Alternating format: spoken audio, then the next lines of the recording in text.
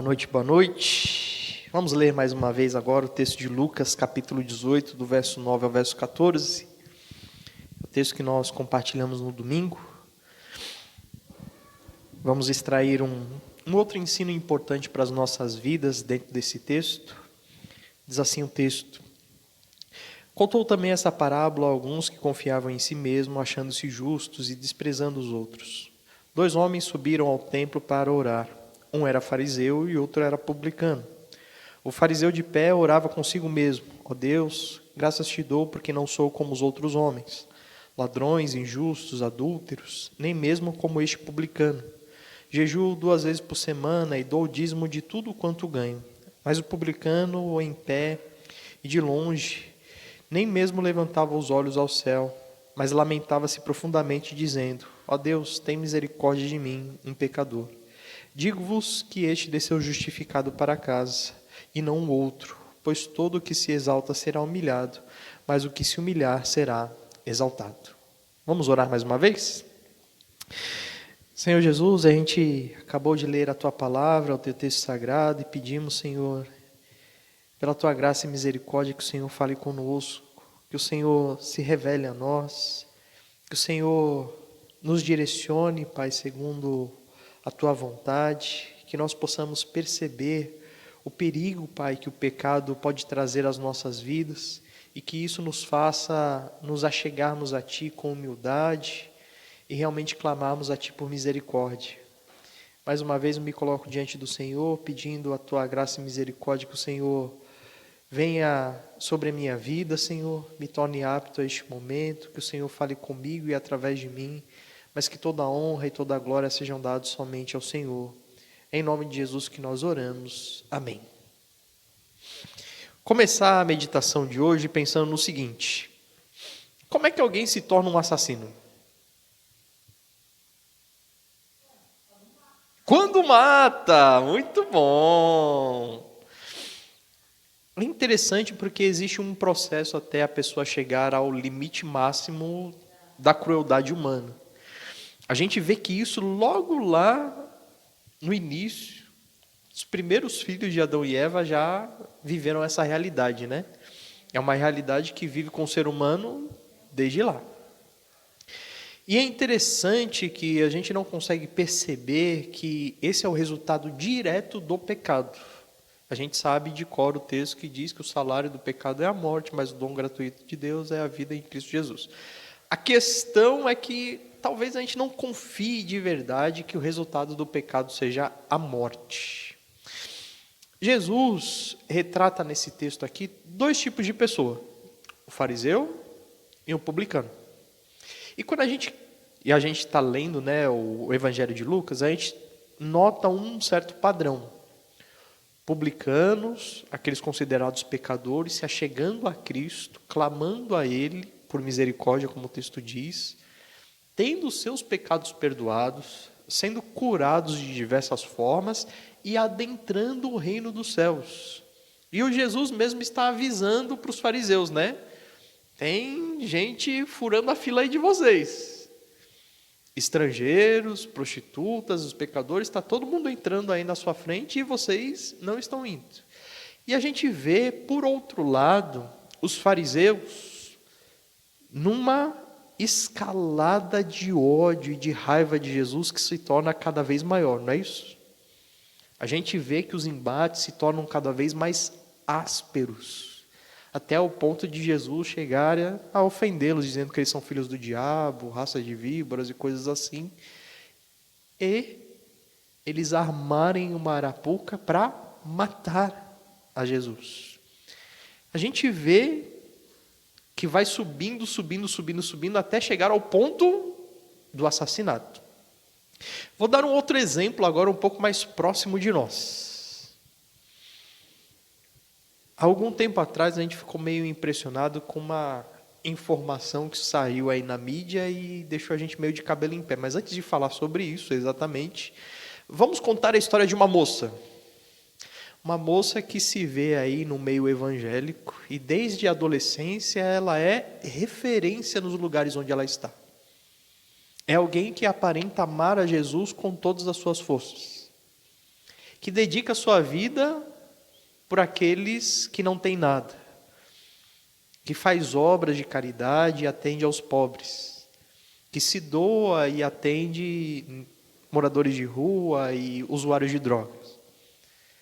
A referência dela se torna tão forte ao ponto dela iniciar, junto com seu marido, um ministério. E eles, ao invés de terem filhos próprios, resolvem adotar crianças. A maior parte delas sobrevivente daquela chacina da Candelária. E todo mundo observa esse casal como um casal perfeito.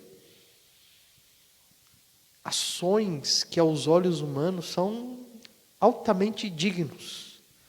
Até que o esposo dessa moça venha a falecer. E de repente a bomba vem à tona. Ela possivelmente matou o marido. Eu digo que possivelmente porque as investigações ainda estão a caminho. Mas parece que ela tenta envenenar ele desde 2018. Como é que uma pessoa chega a esse ponto? Olha, o texto aqui parece apontar essa realidade. Irmãos, a maldade ela não surge no coração do homem, nos fazendo, nos tornando alguém tão ruim quanto nós podemos ser de uma hora para outra. É um processo, entende? O fato de nós não nos colocarmos diante de Deus em humilhação e clamor por misericórdia, pedindo a Ele perdão constantemente, não de uma forma superficial, sabe? Senhor, perdoe os meus pecados, como normalmente a gente faz uma oração em público. Mas se nós não nos colocarmos diante dEle e nomearmos os nossos pecados, Senhor, me perdoa porque eu não tenho sido um bom marido, um bom pai, uma boa mãe, porque eu falhei nisso. Especificamente, eu preciso da Tua misericórdia, eu preciso do Teu perdão, eu preciso da Tua graça, eu preciso da Tua justificação, que é o que o texto coloca aqui, que somente o publicano foi para casa justificado. Se Deus não fizer essa nossa limpeza, que é diária, como o banho que a gente toma todos os dias, mesmo no frio, a gente vai entrar num processo de degradação trazido pelo pecado, onde a sujeira do pecado começa a se entranhar nas nossas vidas, como se fosse um câncer, chegando até os nossos ossos e transformando aquilo que nós somos em pessoas com atitudes jamais imagináveis em toda a história da humanidade, como um assassinato, como um ato de pedofilia, ou aquilo que você acha de mais horrível que um ser humano possa fazer. Entende? Não acontece do dia para a noite, mas acontece dentro de um perfil onde a nossa arrogância, onde o nosso jeito presunçoso de ser, onde o nosso olhar para nós mesmos, dizendo que somos justos, sempre nos comparando ao nosso próximo, como eu falei do domingo, levam cada um de nós a um processo de afastamento de Deus em que nós não percebemos. A gente consegue observar pessoas nesse perfil quando elas são radicalmente analistas do seu próximo. Quando elas conseguem condenar sempre o outro, porque o outro não é 100% justo, não é 100% fiel, não é 100% correto, não é 100% direito. Mas ela não coloca esse mesmo padrão para si.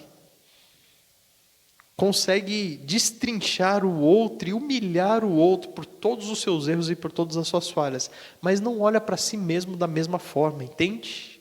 Não consegue ter a perspectiva que o Cristo trouxe para nós. O Cristo chegou e falou, olha, eu estava parando para pensar sobre as minhas atitudes e encontrei isso. Esse tipo de pessoa já não encontra mais o pecado em si mesmo. Ela não consegue reconhecer. Ela não admite isso.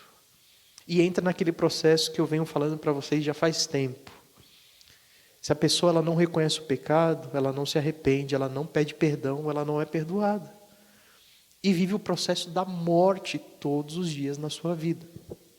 É por isso que o texto ele termina mostrando o publicano como uma referência para nós, dizendo que nós sempre precisamos clamar a Deus por misericórdia, para que nós não entremos nesse processo, para que nós sempre estejamos sendo limpos por Deus, porque é Ele que tem a capacidade de nos limpar.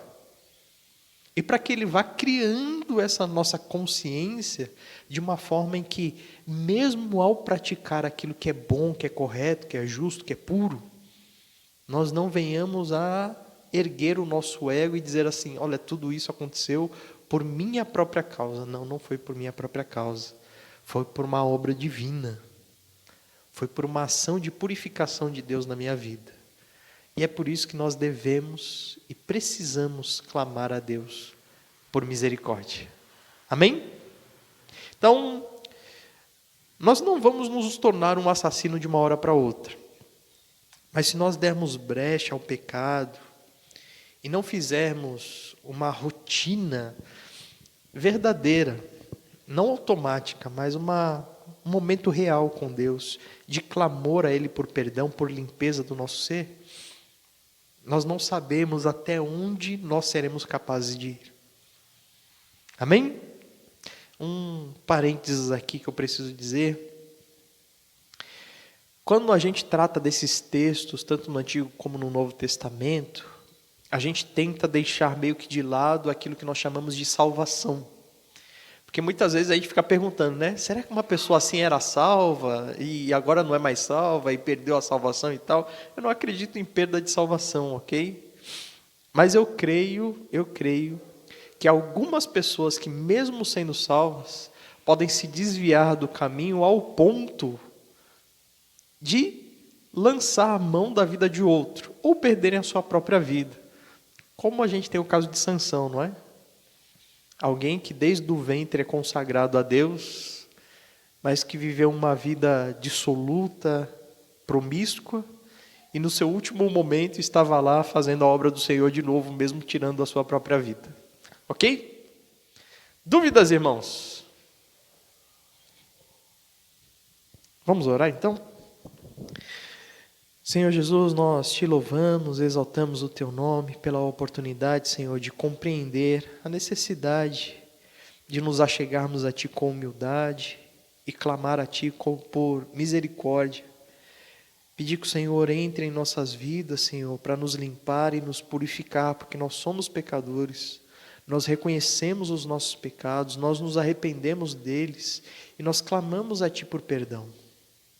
Pedir que o Senhor faça uma obra extraordinária, um verdadeiro milagre, nos limpando, Senhor, e a cada dia nos fazendo entender e compreender o quão pequeno nós somos, o quão limitado, o quão errado, e nos incentivando, Senhor, a viver de acordo com a Tua vontade, mas sem se exaltar, mas sem ficarmos orgulhosos, sempre elevando o Senhor e não a nós mesmos, sempre nos humilhando diante de Ti e sempre clamando ao Senhor, que o Senhor possa nos dominar, possa nos controlar, para que nós venhamos a sempre ser Teus servos fiéis, sempre servos, sempre servos.